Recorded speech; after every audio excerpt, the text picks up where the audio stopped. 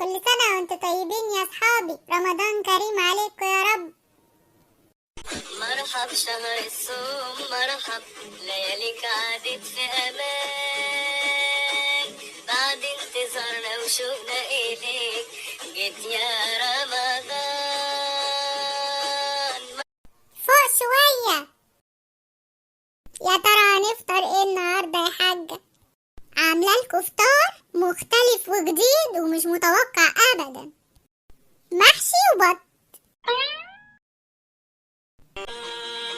مرحب بقدومك يا رمضان، ونعيش ونصومك يا رمضان، مرحب بقدومك يا رمضان.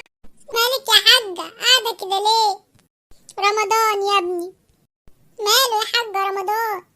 بيجري ده النهارده لسه واحد يا حاجة. ما هي يا ابني الأيام الحلوة مش هتحس بيها. رامز ده أصلا برنامج فيك. أيوة كلهم بيبقوا عارفين أصلا وبيمثلوا، كله تمثيل في تمثيل. احنا عمرنا ما نتفرج على الهبل ده. طبعا أيوة.